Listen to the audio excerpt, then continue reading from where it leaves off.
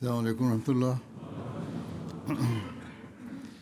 اشہد ان لا الہ الا اللہ وحدہ لا شریک لہ واشہد ان محمدا عبدہ ورسولہ. اما بعد فاعوذ باللہ من الشیطان الرجیم. بسم اللہ الرحمن الرحیم. الحمد للہ رب العالمین الرحمن الرحیم مالک یوم الدین.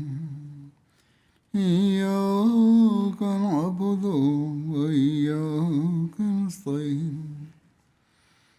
اهدنا الصراط المستقيم صراط الذين أنعمت عليهم غير المغضوب عليهم ولا الضالين.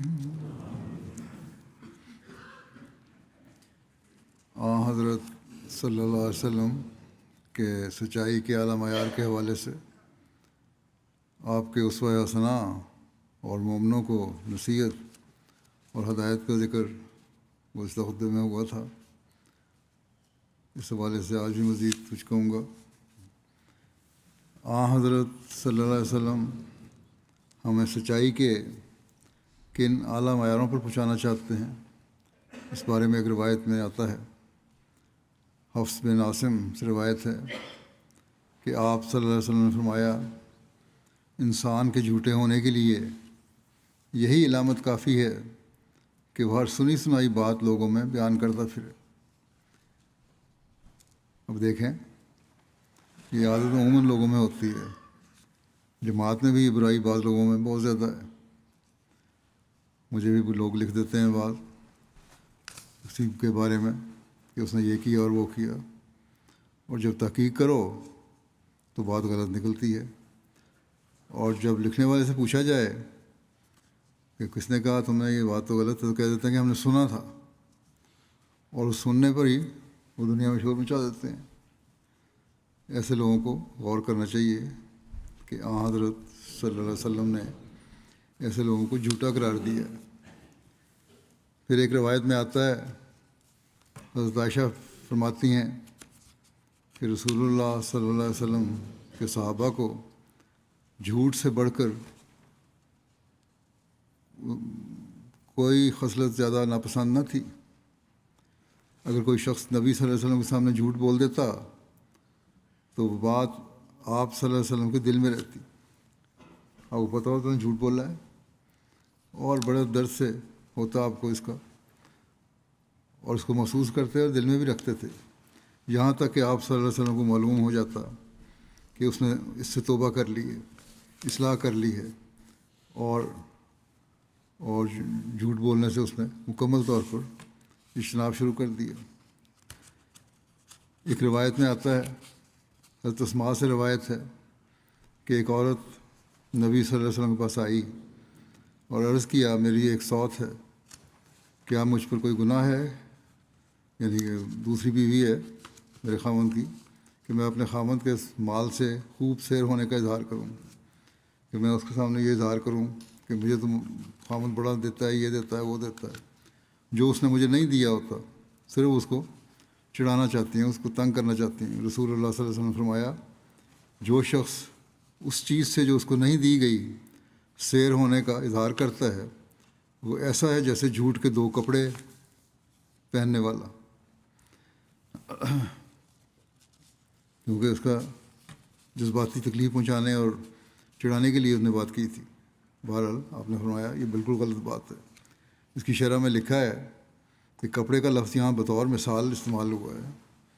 اس کے معنی یہ ہیں کہ وہ شخص جھوٹ اور فریب سے کام لینے والا ہے. اس نے جھوٹ کے دو کپڑے پہن رکھے ہیں، ایک کو اوڑھا ہوا ہے اور دوسرے کو تہہ بند بنایا ہوا ہے، یعنی نیچے باندھا ہوا ہے، یعنی سر سے پاؤں تک وہ جھوٹا ہے. بس بڑی باریکی سے آپ نے جھوٹ سے بچنے کی اپنے ماننے والوں کو تلقین فرمائی. ایک روایت میں آتا ہے حضرت عبداللہ بن عمر سے روایت ہے، نبی صلی اللہ علیہ وسلم نے فرمایا 4 خصلتیں جن میں ہوں وہ پورا منافق ہوتا ہے، اور جس میں ان خصلتوں میں سے ایک ہی خصلت ہو اس میں نفاق کی بھی ایک خصلت ہوگی جب تک وہ اسے نہ چھوڑ دے۔ اگر اس کے پاس امانت رکھی جائے تو وہ خیانت کرتا ہے، اور جب وہ بات کرتا ہے تو جھوٹ بولتا ہے، اور جب عہد کرتا ہے تو عہد شکنی کرتا ہے، اور جب جھگڑتا ہے تو گالی بکتا ہے۔ یہ ساری باتیں ایسی ہیں جو کسی نے اتنا براہ راست یا بالواسطہ جھوٹ کی طرف کی لے کے جانے والی باتیں ہیں، یا جھوٹ کا اظہار ہوتا ہے ان سے۔ بس یہ اخلاقی کمزوریاں نفاق کی علامت ہیں۔ اب اس کو سامنے رکھ کر ہمیں اپنا جائزہ لینا چاہیے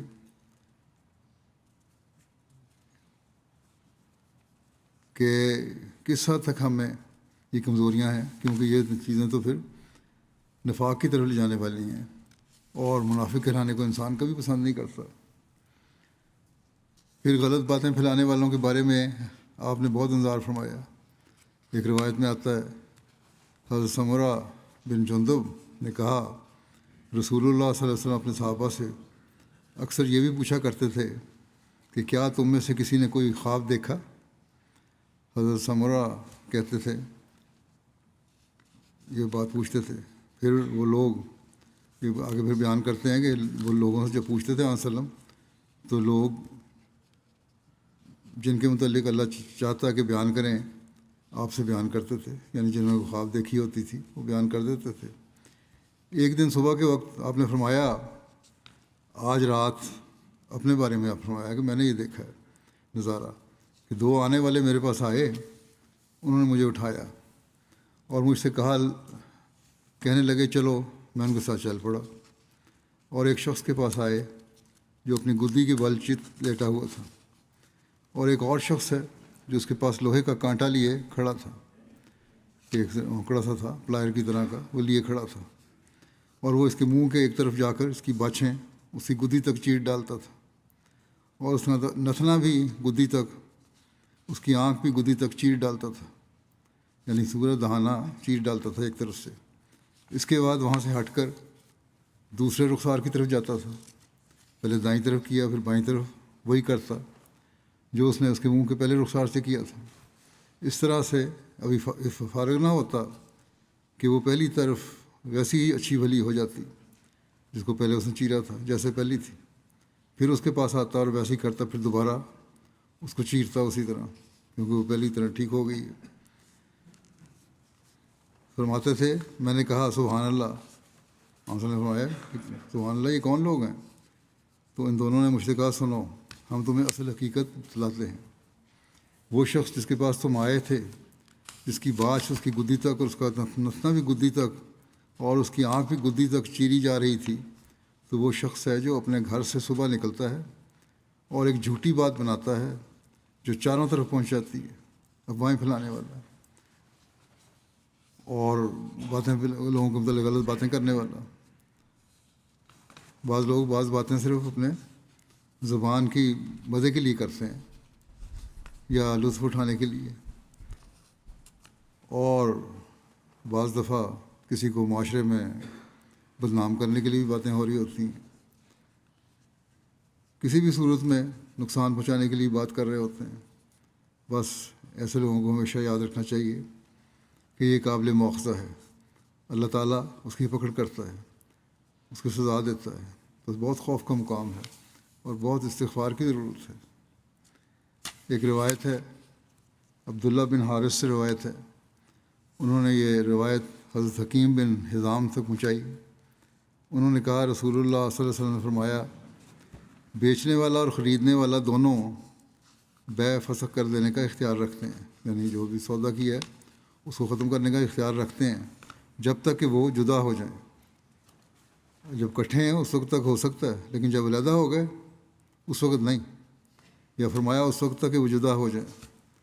اگر ان دونوں نے سچائی سے کام لیا اور صاف صاف بات کی تو دونوں کی خرید و فروخت میں ان دونوں کے لیے برکت دی جائے گی، اور اگر ان دونوں نے چھپایا اور جھوٹ بولا تو ان کی خرید و فروخت کی برکت مٹ جائے گی۔ بہت سے کاروباری جھگڑے جھوٹ پر مبنی باتوں کی وجہ سے ہوتے ہیں، اور اللہ تعالیٰ پھر ایسے لوگوں کی باتوں اور کاروباروں میں برکت نہیں ڈالتا۔ دنیا میں تو جو نقصان انہوں نے اٹھانا ہوتا ہے اٹھاتے ہیں، اللہ تعالیٰ کے ہاں بھی گناہ گار ٹھہرتے ہیں اور سزا پاتے ہیں۔ پھر حضرت ابن عمر سے روایت ہے، نبی صلی اللہ علیہ وسلم نے فرمایا، جب کوئی بندہ جھوٹ بولتا ہے فرشتہ اس سے 1 میل دور ہو جاتا ہے اس کی بدبو کی وجہ سے جس کا اس نے ارتکاب کیا ہے۔ ایک روایت میں آتا ہے، حضرت ابو ہریرہ سے روایت ہے کہ رسول اللہ صلی اللہ علیہ وسلم اناج کے ایک ڈھیر کے پاس سے گزرے، آپ نے اپنا ہاتھ اس کے اندر ڈالا تو آپ کی انگلیوں کو نمی لگی، گیلا گیلا لگا احساس ہوا۔ آپ نے فرمایا، اناج والے جو بیچ رہے ہو تم اناج، گندم تھا یا مکئی تھی یا جو بھی تھا، یہ کیا معاملہ ہے؟ یہ اندر سے گیلی ہے۔ اس نے کہا، یا رسول اللہ اس پر بارش ہو گئی تھی۔ آپ نے فرمایا، تو نے اس اناج کے تو اسے پھر اناج کے اوپر کیوں نہ کر دیا، بجائے اس کے کہ تم چھپا کے نیچے کر دیتے۔ اگر اس پہ بارش ہو گئی تھی تو اس کو اوپر رکھتے تاکہ لوگ اس کو دیکھ سکتے۔ جس نے دھوکہ دیا، فرمایا جس نے دھوکہ دیا وہ مجھ سے نہیں ہے۔ بس اتنی باریکی سے کاروباری لوگوں کو بھی دیکھنا چاہیے۔ یہ وہ معیار ہے جو آپ ایک مسلمان میں پیدا کرنا چاہتے تھے، لیکن بدقسمتی سے آج مسلمان ہی دھوکے کے کاروبار اور جھوٹ کی وجہ سے بدنام ہے دنیا میں۔ بس آج ہم جو حضرت مسیح علیہ الصلوۃ والسلام کو مان کر حضرت صلی اللہ علیہ وسلم پر حقیقی ایمان لانے کا اعلان کرتے ہیں، تو ہمارے ہر قول اور فعل میں سچائی کا اعلیٰ معیار ہونا چاہیے، ورنہ حضرت صلی اللہ علیہ وسلم نے فرمایا، اگر یہ نہیں تو تم مجھ میں سے نہیں ہو، تو میرا کوئی تعلق نہیں تمہارے سے۔ بے شمار نصائح اور ہدایات سچائی کو باریکی سے دیکھتے ہوئے اختیار کرنے کی آپ نے تلقین فرمائی، اور کوئی شخص حقیقی مسلمان ہو ہی نہیں سکتا جب تک وہ سچائی پر مکمل طور پر کاربند نہ ہو۔ آپ کی سیرت کے حوالے سے اب میں بعض باتیں پیش کرتا ہوں۔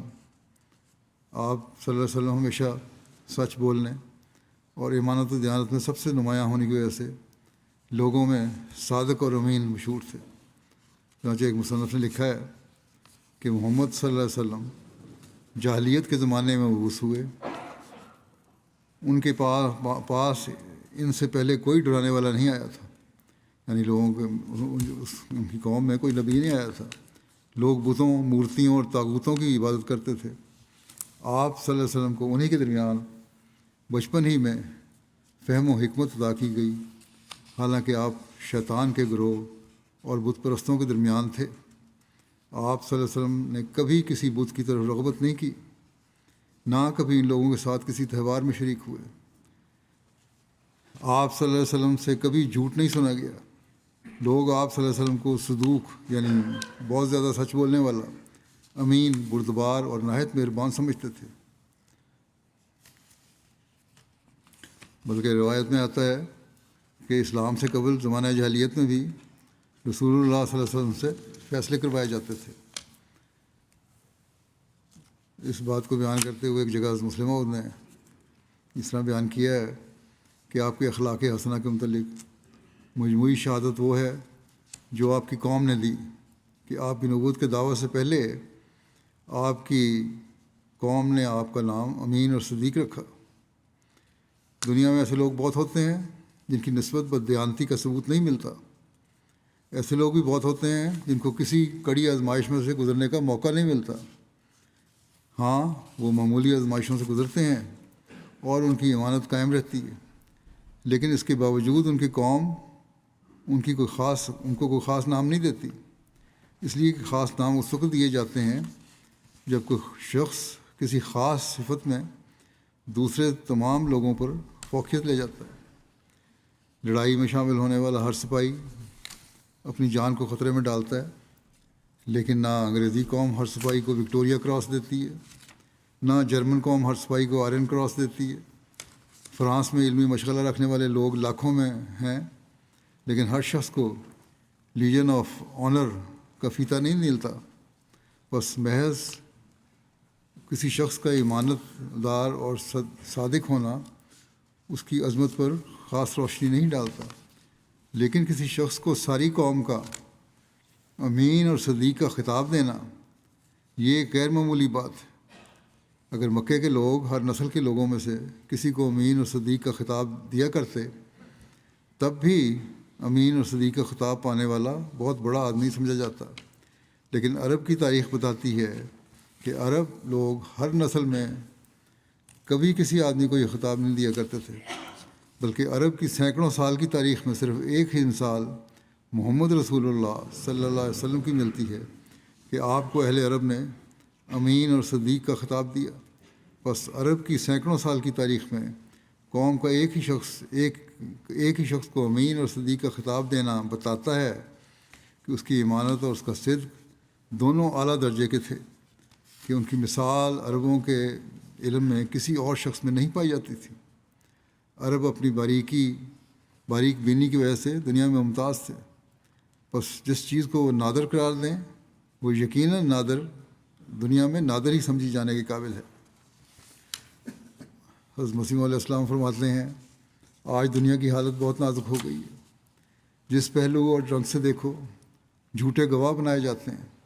جھوٹے مقدمہ کرنا تو بات ہی کچھ نہیں، جھوٹے اسناد بنا لیے جاتے ہیں، کاغذ بھی جھوٹے بنا لیے جاتے ہیں۔ کوئی امر بیان کریں گے تو سچ کا پہلو بچا کر بولیں گے، جسے فائدہ ہوتا ہو اگر تو پھر سچ کو چھوڑ دیں گے اور جھوٹی باتیں ہوں گی۔ اب کوئی ان لوگوں سے جو اس سلسلے کی ضرورت نہیں سمجھتے پوچھے کہ کیا یہی وہ دین تھا؟ یعنی اب سمجھا رہے ہیں کہ جماعت میں نے شروع کی ہے تو سچائی پہ قائم رہنے کے لیے شروع کی ہے۔ فرمایا کہ کوئی ان سے پوچھے کیا یہی وہ دین تھا جو وہاں حضرت صلی اللہ علیہ وسلم لے کر آئے تھے؟ اللہ تعالیٰ نے تو جھوٹ کو نجاست کہا تھا کہ اس سے پرہیز کرو۔ اجتنبوا الرجس من الاوثان واجتنبوا قول الزور۔ بت پرستی کے ساتھ اس جھوٹ کو ملایا ہے، جیسے احمق انسان اللہ تعالیٰ کو چھوڑ کر پتھر کی طرف جھکتا ہے۔ مطلب یہی ہے کہ ناپاکی سے تم نے اجتناب اس لیے کرو، جس طرح یہ بہت بڑی برائی ہے، کیونکہ اسی طرح ہے یہ جھوٹ بولنا بھی اسی طرح ہے جس طرح تم ناپاکی میں پڑ گئے ہو، غلط کام میں پڑ گئے ہو۔ بس فرمایا کہ بت پرستی بھی غلط کام ہے، گندا کام ہے۔ فرمایا کہ بت پرستی کے ساتھ اس جھوٹ کو ملایا، جیسا احمق انسان اللہ تعالیٰ کو چھوڑ کر پتھر کی طرف جھکتا ہے، ویسے ہی صدق و راستی کو چھوڑ کر اپنے مطلب کے لیے جھوٹ کو بت بناتا ہے۔ یہی وجہ ہے کہ اللہ تعالیٰ نے اس کو بت پرستی کے ساتھ ملایا ہے۔ بت پرستی کو سے اجتناب کرو، کیونکہ یہ بہت بڑا گناہ ہے، اور جھوٹ بولنا بھی اس کے برابر ہے۔ فرمایا اور اس سے نسبت دی جیسے ایک بت پرست بت سے نجات چاہتا ہے، جھوٹ بولنے والا بھی اپنی طرف سے بت بناتا ہے اور سمجھتا ہے کہ اس بت کے ذریعے نجات ہو جاوے گی۔ کیسی خرابی آ کر پڑی ہے۔ اگر کہا جاوے کہ کیوں بت پرست ہوتے ہیں تو نجاست کو چھوڑ دو، تو کہتے ہیں کہ کیوں کر چھوڑ دیں، اس کے بغیر گزارا نہیں ہو سکتا۔ یہ گند اور نجاست جو ہے بت کی، اس کو چھوڑ دو، وہ کہا جائے تو چھوڑتے کیوں نہیں، تو کہتے ہیں اس کے بغیر گزارا نہیں ہوتا، جھوٹ بولنا پڑتا ہے ہمیں اپنے فائدے اٹھانے کے لیے۔ آپ نے فرمایا کہ اس سے بڑھ کر اور کیا بدقسمتی ہوگی کہ جھوٹ پر اپنی زندگی کا معیار سمجھتے ہیں، مگر میں تمہیں یقین دلاتا ہوں کہ آخر سچ ہی کامیاب ہوتا ہے، بھلائی اور فتح اسی کی ہے۔ اور اسی بیان کرتے ہوئے مسلم نے ایک جگہ لکھا ہے کہ رسول کریم صلی اللہ علیہ وسلم اپنی بیوی کو اطلاع دیتے ہیں کہ مجھ پر یوں وحی ہوئی ہے، تو بیوی یہ نہیں کہتی کہ یہ کیا پکھنڈ بنانے لگے ہو، بلکہ وہ کہتی ہے کہ آپ گھبرائیں نہیں، آپ نے جو کچھ دیکھا ٹھیک دیکھا۔ اللہ تعالیٰ آپ کو ضائع نہیں کر سکتا، کیونکہ آپ صلہ رحمی کرتے ہیں، نادار کا بوجھ اٹھاتے ہیں، گمشدہ نیکیوں کو قائم کرتے ہیں، مہمانوں کی مہمان نوازی کرتے ہیں اور حق کی مدد کرتے ہیں، سچائی اور حق کی مدد کرتے ہیں۔ پھر بیوی آپ کو اپنے بھائی ورقہ بن نوفل کے پاس لے جاتی ہیں جو اسرائیلی علوم کے عالم تھے، تو وہ سنتے ہی فرماتے ہیں کہ یہ ویسی وہی ہے جیسی موسیٰ پر نازل ہوئی تھی، اور ویسے ہی احکام اور فرامین اس وحی میں پائے جاتے ہیں جیسے موسیٰ کی وحی میں پائے جاتے تھے۔ پھر ہم نے لکھا کہ گواہیاں بتا رہے ہیں اس وقت، پہلے بھی اس کا تو تھوڑا مختصر بیان کر چکا ہوں میں ایک دفعہ گزشتہ خطبے میں۔ پھر اگلی گواہی آپ دیتے ہیں، ایک تو اس کی یہ ورقہ بن نوفل کی تھی، پھر کہتے ہیں گھر میں ایک چچیرا بھائی تھا جو جوانی کی عمر کو پہنچنے والا ہے اور نوجوانوں میں تبلیغ کا اچھا ذریعہ بن سکتا ہے۔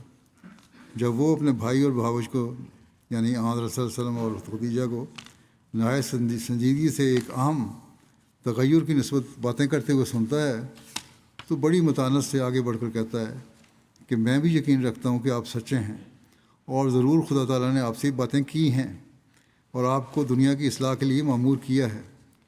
پھر ایک آزاد کردہ غلام کی گواہی دیتے ہیں جو آپ کے اخلاق کا شکار ہو کر ماں باپ کو چھوڑ کر آپ کے دروازے پر بیٹھ گیا تھا۔ جب ان آہستہ آہستہ ہونے والی باتوں کو سنتا ہے اور اپنے آقا کے چہرے پر فکر و اندیشے کے آثار دیکھتا ہے تو آگے بڑھ کر اپنے آقا کے دامن کو تھام لیتا ہے اور کہتا ہے اے میرے آقا، وہی ہوگا جو آپ نے دیکھا ہے، جو آپ نے کہا سچ ہے اور جو دیکھا وہ سچ ہے۔ آپ جیسے انسان سے قدرت دھوکے بازی نہیں کر سکتی، آپ تو مکمل طور پر سرتابا سچ حق اور سچ ہیں، آپ سے قدرت کس طرح دھوکہ کر سکتی ہے۔ اب وہ وقت آ گیا ہے کہ آپ کے ہاتھوں دنیا کی اصلاح ہو، مجھے بھی اپنے ساتھ رہنے اور خدمت کرنے کی اجازت دیجیے۔ ایک ہی گہرا دوست ہے جو گویا پھر ایک اور گواہی ہے گہرے دوست کی، گویا ایک ہی صدف میں پلنے والا دوسرا موتی تھا۔ جب سنتا ہے کہ اس کے دوست نے بے پر کی اڑانی شروع کر دی ہے اور شاید اس کے دماغ میں خلل آ گیا ہے، لوگ کہتے ہیں، تو بھاگا ہوا جاتا ہے اور دروازہ کھلوا کر پوچھتا ہے کہ کیا جو کچھ سنتا ہوں سچ ہے؟ جب آپ اس کے سامنے تشریح کرنے لگتے ہیں تو کہتا ہے خدا کی قسم دلیلیں نہ دیجیے، صرف یہ بتائیے کہ کیا باتیں سچ ہیں۔ اور آپ کی تصدیق کرنے پر کہتا ہے کہ میرے سچے دوست، میں آپ کی رسالت پر ایمان لاتا ہوں۔ آپ تو غضب ہی کرنے لگے تھے کہ دلیلیں دے کر میرے ایمان کو مشتبہ کرنے لگے تھے۔ آپ کی سچائی میں نے اس قدر دیکھ لی ہے کہ دلیلوں کی ضرورت ہی نہیں ہے۔ پھر اس نے کہا یعنی حضرت ابوبکر نے کہ میرے دوست، جس نے تیرے چہرے کو دیکھا ہو وہ کب تیری بات میں شبہ کر سکتا ہے؟ اس میں کوئی شبہ نہیں کہ مخالفت ہونی چاہیے تھی، کیونکہ بقول ورقہ بن نوفل کے لم جات رجل قطو بے مثلے ما جیتا وہی اللہ اودیا، یعنی جو شخص بھی ایسا پیغام لایا لوگوں کی مخالفت سے نہیں بچا۔ مگر خدا تعالیٰ کی تدبیر دیکھو کہ اس مخالفت کا طوفان آنے سے پہلے اللہ تعالیٰ نے کس طرح آپ کے ساتھی پیدا کر دیے۔ ساکنین مکہ میں سے ایک ہی اسرائیلیات کا عالم ورقہ پہلے حملے میں ہی آپ کے آگے گھٹنے ٹیک گیا۔ رفیقہ حیات خدیجہ وہی سنتے ہی آپ کی بلائیں لینے لگیں۔ نو عمر بھائی علی جو ہر وقت آپ کے عائلی اخلاق کو دیکھتا تھا اپنی خدمات پیش کرنے لگا۔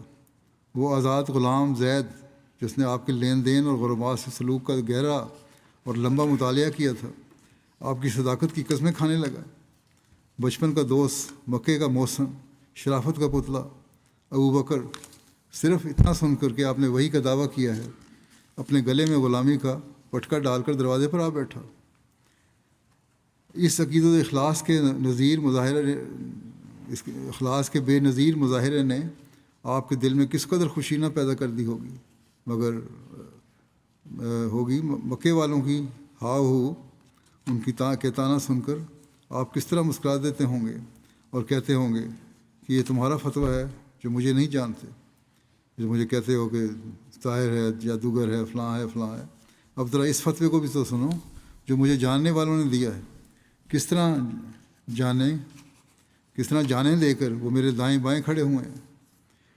موسیٰ نے دعا مانگ کر ایک وزیر بوجھ اٹھانے کے لیے مانگا تھا. اب یہاں آیت کی تفسیر میں موازنہ کر رہے ہیں حضرت موسیٰ کے ساتھیوں کا اور علیہ وسلم کے ساتھیوں کا.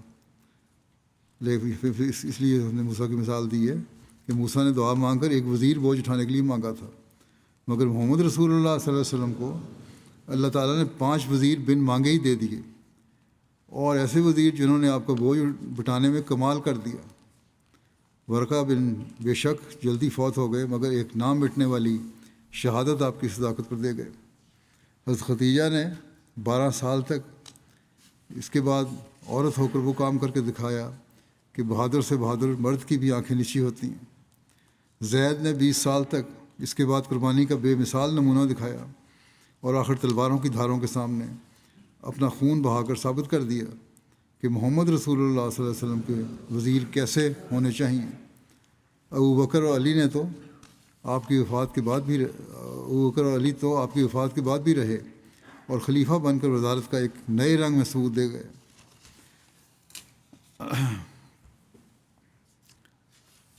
پھر آپ کو اسوہ بیان کرتے ایک جگہ فرماتے ہیں صادق اور راست باز کی صداقت کے دلائل میں سے ایک زبردست دلیل اس کا اپنا نفس ہے، جو پکار پکار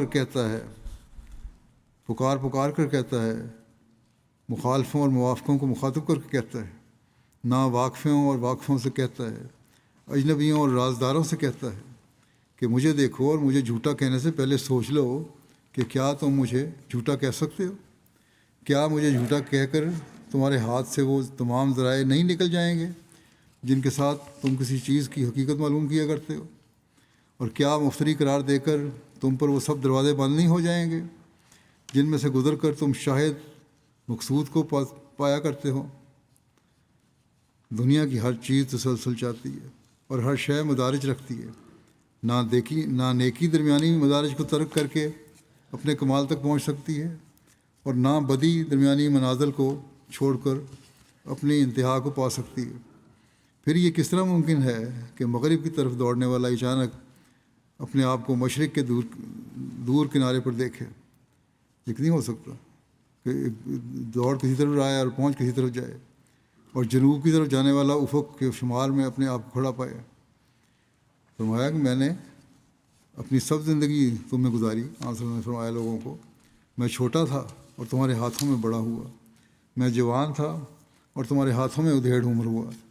میری خلوت و جلوت کے واقع بھی تم میں موجود ہیں. میرا کوئی کام تم سے پوشیدہ نہیں اور کوئی قول تم سے مخفی نہیں. پھر کوئی تم میں سے ہے جو یہ کہہ سکے کہ میں نے کبھی جھوٹ بولا ہو؟ یہ اعلان فرما رہے ہیں آنسر. کوئی ہے جو یہ کہہ سکے کہ میں نے کبھی جھوٹ بولا ہے، یا ظلم کیا ہو، یا فریب کیا ہو، یا دھوکہ دیا ہو، یا کسی کا حق مارا ہو، یا اپنی بڑائی چاہی ہو، یا حکومت حاصل کرنے کی کوشش کی ہو؟ ہر میدان میں تم نے مجھے آزمایا اور ہر حالت میں تم نے مجھے پرکھا، مگر ہمیشہ میرے قدم کو زیادہ اعتدال پر دیکھا، ہمیشہ اعتدال پر چلتے دیکھا، اور ہر کھوٹ سے مجھے پاک پایا، حتیٰ کہ دوست اور دشمن سے میں نے امین اور صادق کا خطاب پایا. پھر یہ کیا بات ہے کہ کل شام تک تو میں امین تھا، صادق تھا، راست باز تھا، جھوٹ سے کوسوں دور تھا، راستی پر فدا تھا، بلکہ راستی مجھ پر فخر کرتی تھی. ہر بات اور ہر معاملے میں تم مجھ پر اعتبار کرتے تھے اور میرے ہر قول کو تم قبول کرتے تھے، مگر آج ایک دن میں ایسا تغیر ہو گیا کہ میں بدتر سے بدتر اور گندے سے گندہ ہو گیا، صرف ایک دعوے سے کہ یا تو کبھی آدمیوں پر جھوٹ نہ باندھا تھا میں نے، یا اب اللہ پر جھوٹ باندھنے لگا ہوں. اس قدر تغیر اور اس قدر تبدیلی کی کیا قانون قدرت میں کہیں بھی مثال ملتی ہے؟ 1-2 دن کی بات ہوتی ہے تو تم کہہ سکتے تھے کہ تکلف سے ایسا بن گیا. 1-2 سال کا معاملہ ہوتا تو تم کہتے ہمیں دھوکہ دینے کو اس نے یہ طریقہ اختیار کر رکھا تھا. مگر ساری کی ساری عمر تم میں گزار چکا ہوں. بچپن کو تم نے دیکھ لیا، جوانی کو تم نے مشاہدہ کیا، کہولت کا زمانہ یعنی بڑھاپا جو شروع ہوتا ہے اس کا زمانہ تمہاری نظروں کے سامنے گزرا. اس قدر تکلف اور اس قدر بناوٹ کس طرح ممکن تھی؟ بچپن کے زمانے میں جب اپنے بھلے برے کی بھی خبر نہیں ہوتی، میں نے بناوٹ کس طرح کی جوانی جو دیوانی کہلاتی ہے، اس میں نے فریب سے اپنی حالت کو کس طرح چھپایا؟ آخر کچھ تو سوچو کہ یہ فریب کب ہوا اور کس نے کیا، اور اگر غور و فکر کر کے میری زندگی کو بے عیب اور بے لوث ہی نہ پاؤ، بلکہ تمہیں اسے نیکی کا مجسمہ اور صداقت کی تمثال دیکھو، یعنی سچائی کی شکل میں دیکھو، تو پھر سورج کو دیکھتے ہوئے رات کا اعلان نہ کرو۔ دن چڑھا ہوا ہے، پھر یہ نہ کہو کہ رات ہوئی ہے۔ تو اس طرح میری باتیں روز روشن کی طرح واضح ہیں، اور نور کی موجودگی میں ظلمت کے شاکی نہ بنو۔ تم کو میرے نفس کے سوا اور کسی دلیل کی ضرورت ہے؟ میرا نفس ہی ہے جو سب سے بڑی دلیل ہے، اور میرے پچھلے چال چلن کو چھوڑ کر اور کسی حجت کی حاجت ہے؟ میرا سارا ماضی تمہارے سامنے ہے، پھر بھی تم کہتے ہو کوئی حجت پیش کرو۔ میرا نفس خود مجھ پر گواہ ہے، اور میری زندگی مجھ پر شاہد ہے۔ اگر تم میں سے ہر شخص اپنے گریبان میں منہ ڈال کر دیکھے تو اس کا دل اور اس کا دماغ بھی اس امر کی شہادت دے گا کہ صداقت اس میں قائم ہے، اور یہ صداقت سے قائم ہے، راستی کو اس پر فخر ہے اور اس کو راستی پر فخر ہے۔ یہ اپنی سچائی ثابت کرنے کے لیے دوسری چیزوں کا محتاج نہیں۔ اس کی مثال آفتاب آمد دلیل آفتاب کسی ہے، یعنی سورج کا چڑھنا سورج کے ہونے کی دلیل ہوتی ہے۔ یہی وہ زبردست دلیل ہے جس نے ابو بکر کے دل میں گھر کر لیا، اور یہی وہ طاقتور دلیل ہے جو ہمیشہ صداقت پسند لوگوں کے دلوں میں گھر کرتی چلی جائے گی۔ جب حضرت صلی اللہ علیہ وسلم نے دعویٰ کیا تھا، اس وقت حضرت ابو بکر اپنے ایک دوست کے گھر پر تشریف رکھتے تھے۔ وہیں آپ کو ایک آزاد لونڈی نے اطلاع دی کہ آپ کے دوست کی بیوی کہتی ہے کہ اس کا خاوند اس قسم کا نبی ہو گیا، جس قسم کا نبی موسیٰ کو بیان کرتے ہیں۔ آپ اسی وقت اٹھ کر رسول کریم صلی اللہ علیہ وسلم گھر پر تشریف لے گئے اور آپ سے دریافت کیا کہ آپ نے فرمایا ہے میں خدا کا رسول ہوں۔ حضرت ابوبکر نے اس بات کو آپ نے فرمایا حضرت ابوبکر کو کہ ہاں میں خدا کا رسول ہوں۔ حضرت ابوبکر نے اس بات کو سنتے ہی آپ کے دعویٰ کو تسلیم کر لیا۔ چنانچہ رسول کریم صلی اللہ علیہ وسلم بھی آپ کے ایمان کے متعلق فرماتے تھے کہ میں نے کسی کو اسلام کی طرف نہیں بلایا مگر اس کی طرف سے کچھ روک اور فکر اور تردد ظاہر ہوا، لیکن ابو بکر کے سامنے جب اسلام پیش کیا تو وہ بالکل متردد نہیں ہوا، بلکہ اس نے خود اسلام کو قبول کر لیا۔ یہ کیا چیز تھی جس نے حضرت ابو بکر کو بغیر کسی نشان کے دیکھے رسول کریم صلی اللہ علیہ وسلم پر ایمان لانے کے لیے مجبور کر دیا؟ یہ رسول کریم صلی اللہ علیہ وسلم کا نفس ناطقہ تھا جو اپنی سچائی کا آپ شاہد ہے۔ اسی طرح حضرت خدیجہ، حضرت علی، حضرت زید بن حارث کے بارے میں گواہی بتا چکا ہوں، سب آپ کے اس بات کے گواہ تھے آپ کی سچائی کو دیکھ کر۔ غرض نبی کی صداقت کی پہلی اندرونی دلیل اس کا نفس ہوتا ہے، جو بزبان حال اس کی سچائی پر گواہ ہوتا ہے، اور اس کی گواہی ایسی زبردست ہوتی ہے کہ اس کی موجودگی میں کسی اور معجزے یا آیت کی ضرورت ہی پیش نہیں آتی۔ حضرت اقدس مسیح علیہ السلام فرماتے ہیں خدا کے کلام سے پایا جاتا ہے کہ متقی وہ ہوتے ہیں جو حلیمی اور مسکینی سے چلتے ہیں، وہ مغرورانہ گفتگو نہیں کرتے، ان کی گفتگو ایسی ہوتی ہے جیسے چھوٹا بڑے سے گفتگو کرے۔ ہم کو ہر حال میں وہ کرنا چاہیے جس سے ہماری فلاح ہو۔ اللہ تعالیٰ کسی کا اجارہ دار نہیں، وہ خالص تقویٰ کو چاہتا ہے، جو تقویٰ کرے گا وہ اعلیٰ مقام کو پہنچے گا۔ حضرت صلی اللہ علیہ وسلم یا حضرت ابراہیم علیہ السلام نے کسی وراثت سے تو عزت نہیں پائی، گو ہمارا ایمان ہے کہ حضرت صلی اللہ علیہ وسلم کے والد ماجد عبداللہ مشرک نہ تھے۔ یہ بھی لوگ سوال اٹھاتے ہیں، اس کا بھی یہاں جواب آپ نے دیا کہ ہمارا ایمان ہے کہ حضرت والد ماجد عبداللہ مشرک نہ تھے، لیکن اس نے تو نبوت تو نہیں دی، یہ تو فضل الہی تھا ان صدقوں کے باعث جو ان کی فطرت میں تھے، یہی فضل کے محرک تھے۔ حضرت ابراہیم علیہ السلام جو ابو الانبیاء تھے، انہوں نے اپنے صدق و تقویٰ سے ہی بیٹے کو قربان کرنے میں دریغ نہ کیا، خود آگ میں ڈالے گئے۔ آگ میں بھی پڑے اسی بات پہ۔ فرماتے ہیں کہ ہمارے سید و مولا حضرت محمد رسول اللہ صلی اللہ علیہ وسلم کا ہی صدق و وفا دیکھیے۔ آپ نے ہر ایک قسم کی بد تحریک کا مقابلہ کیا، طرح طرح کے مصائب و تکالیف اٹھائے، لیکن پرواہ نہ کی۔ یہی صدق و وفا تھا جس کے باعث اللہ تعالیٰ نے فضل کیا۔ اسی لیے تو اللہ تعالیٰ نے فرمایا ان اللہ و ملائکتہ یصلون علی النبی یا ایھا الذین آمنوا صلوا علیہ وسلموا تسلیما۔ اللہ تعالیٰ اور اس کے تمام فرشتے رسول پر درود بھیجتے ہیں۔ اے ایمان والو، تم درود بھیجو، درود و سلام بھیجو نبی پر۔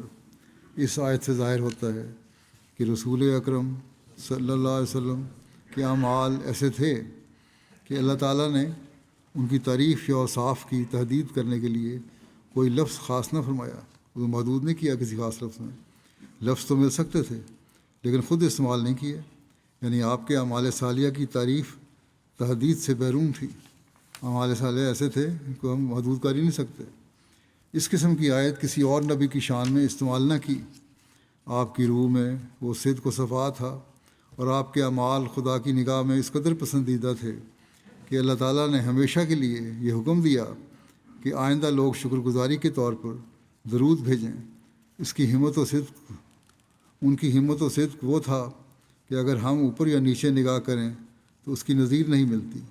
خود مسیح کے وقت کو دیکھ لیا جائے کہ ان کی ہمت یا روحانی صداقت و صفا کا کہاں تک اثر ان کے پیراؤں پر ہوا۔ ہر ایک سمجھ سکتا ہے کہ ایک بد روش کو درست کرنا کس قدر مشکل ہے۔ عادات راسخہ کا گنوانا کیسا محالات سے ہے۔ جو پکی باتیں ہو جائیں ان کو ٹھیک کرنا بہت مشکل کام ہے، لیکن ہمارے مقدس نبی صلی اللہ علیہ وسلم نے تو ہزاروں انسانوں کو درست کیا جو حیوانوں سے بدتر تھے۔ بعض ماؤں اور بہنوں میں حیوانات کی طرح فرق نہ کرتے تھے، یتیموں کا مال کھاتے تھے، مردوں کا مال کھاتے تھے۔ بعض ستارہ پرست تھے، بعض دہریہ تھے، بعض عناصر پرست تھے۔ جزیرہ عرب کیا تھا؟ ایک مجموعہ مذاہب اپنے اندر رکھتا تھا۔ اس سے بڑا فائدہ یہ ہوا کہ قرآن کریم ہر ایک قسم کی تعلیم اپنے اندر رکھتا ہے۔ ہر ایک غلط عقیدہ یا بری تعلیم جو دنیا میں ممکن ہے، اس کے استحصال کے لیے کافی تعلیم اس میں موجود ہے۔ یہ اللہ تعالیٰ کی عمیق حکمت و تصرف ہے جو حضرت صلی اللہ علیہ وسلم کو اللہ تعالیٰ نے بھیجا، اور ایسے زمانے میں بھیجا جب جاہلیت کا انتہا ہوئی تھی، اور پھر انسان بنایا ان جانوروں کو۔ اللہم صلی علی محمد وعلی آل محمد وبارک وسلم انک حمید مجید۔ اللہ تعالیٰ ہمیں بھی آپ کے اسوہ حسنہ پر چلتے ہوئے، قرآن کریم اور آپ کے احکامات پر عمل کرتے ہوئے سچائی کے معیاروں کو بلندتر کرنے کی توفیق عطا فرمائے۔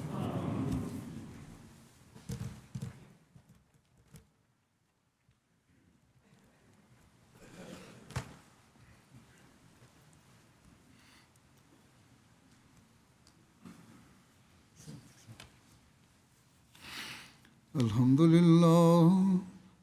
للہ نحمده ونستعینه ونستغفره ونؤمن به ونتوکل علیہ ونعوذ باللہ من شرور انفسنا ومن سیئات اعمالنا من يهده الله فلا مضل له ومن يضلل فلا هادي له ونشهد أن لا إله إلا الله ونشهد أن محمدا عبده ورسوله عباد الله رحمكم الله إن الله يأمر بالعدل والإحسان وإيتاء ذي القربى وينهى عن الفحشاء والمنكر والبغي يعظكم لعلكم تذكرون اذكروا الله يذكركم وادعوه يستجب لكم ولذكر الله أكبر۔